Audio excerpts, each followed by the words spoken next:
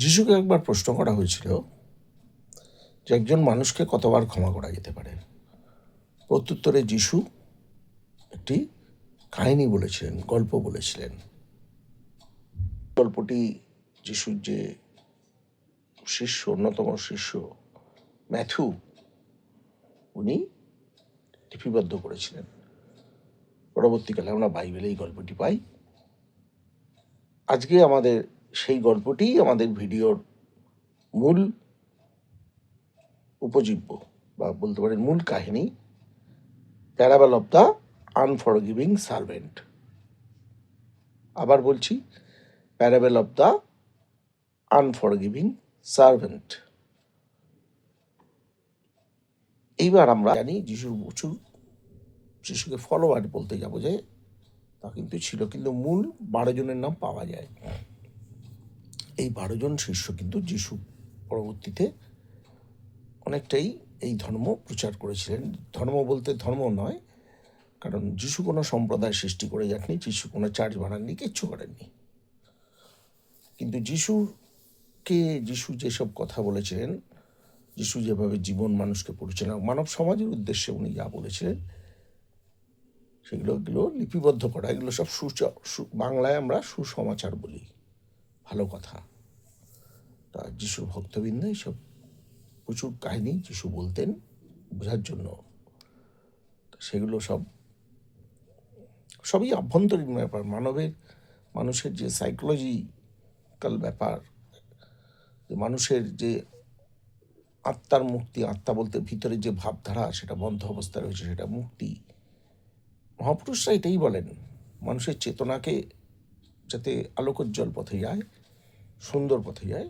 সমস্ত মহাপুরুষের কাজ এটাই। মহাপুরুষ কখনো সম্প্রদায় তৈরি করেন না, মানুষ ভিতরের জিনিসটা একটা আলাদা জিনিস, সেটাকে যাতে উন্নত হয় সেটা নিয়ে সমস্ত পৃথিবীর যত মহাপুরুষ সেটা কাজ করেন। তার উপরই কোনো আলাদা করে কোনো সম্প্রদায়। ঠাকুর রামকৃষ্ণদেব যদু মল্লিকের বাগান বাড়িতে যিশুকে দর্শন করেন। স্বামী বিবেকানন্দ বহুবার বলেছেন, যিশু ছিলেন এক মহান যোগী, এক মহাসাধক। হিন্দুরা তাকে এক মহান আত্মা রূপে শ্রদ্ধা করে। ওনার অপূর্ব এক কথায় মহাপুরুষ, তাকে তো শ্রদ্ধা করা উচিত। দেশ কাল সব কিছুর ঊর্ধ্বে গিয়ে এনাদের অবস্থান। Of the unforgiving servant. আরও দু একটি কথা বলি। ম্যাথু, যিশুর যিনি শিষ্য ছিলেন, উনি ছিলেন অ্যাকচুয়ালি ট্যাক্স কালেক্টর।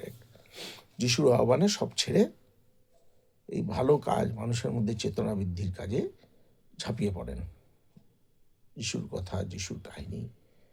আর বাইবেলে আমরা জানি দুটি খণ্ড আছে, একটা ওল্ড টেস্টামেন্ট প্রাচীন, আর একটা নিউ টেস্টামেন্ট।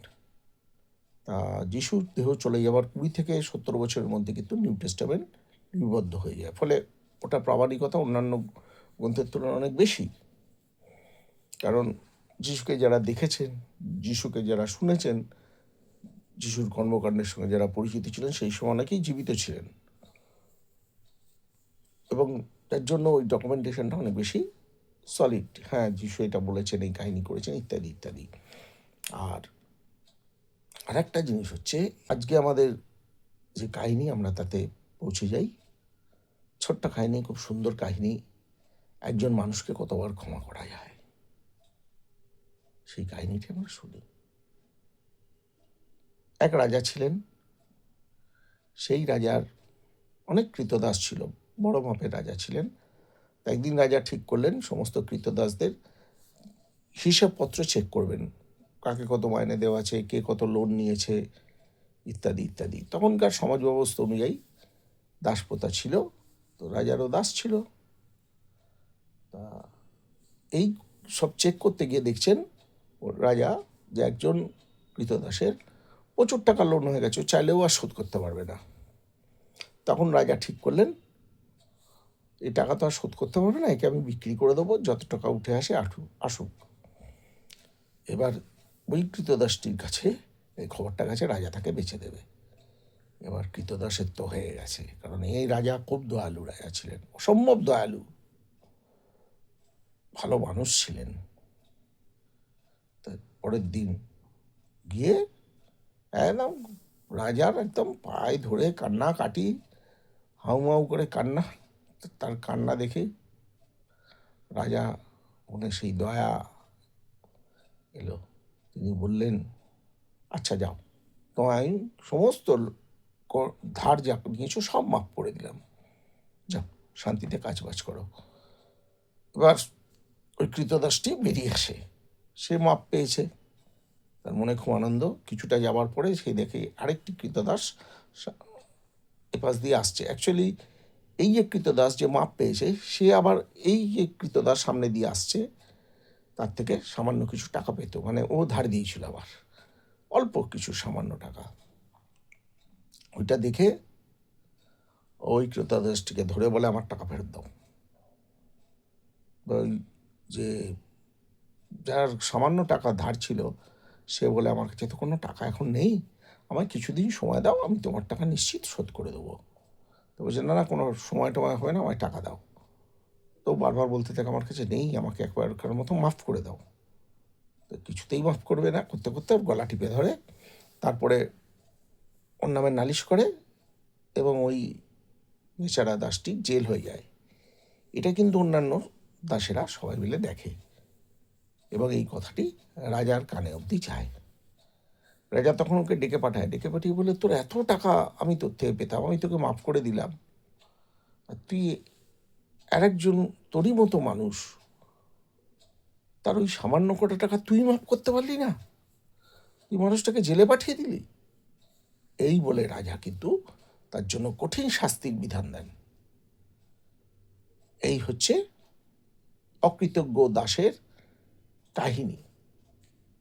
এই কাহিনী বলার পর যিশু বলেন, এবার তোমরা ঠিক করো যে একজন মানুষকে কতবার মাফ করা যায়।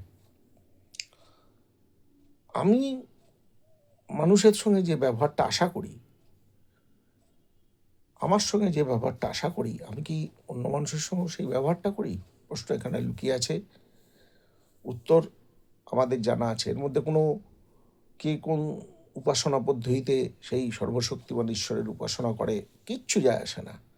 টোটালটাই মানবিক প্রশ্ন, তার উত্তর মানবিকই হয়। আসুন আজকে এই পূর্ণ দিনে সেই মহাপুরুষকে স্মরণ করি, তিনি মানুষের চেতনা উন্নত করার জন্য ছাপিয়ে পড়েছিলেন মানব সমাজের মাঝে। আজকে এই অবধি আপনাদের চোখ থাকুক এবং অর্জুনে আপনাদের এবং সবারই সময় ভালো আসুক, আমরা শান্তিতে পৃথিবীতে বসবাস করি, এটাই আমাদের প্রার্থনা। নমস্কার।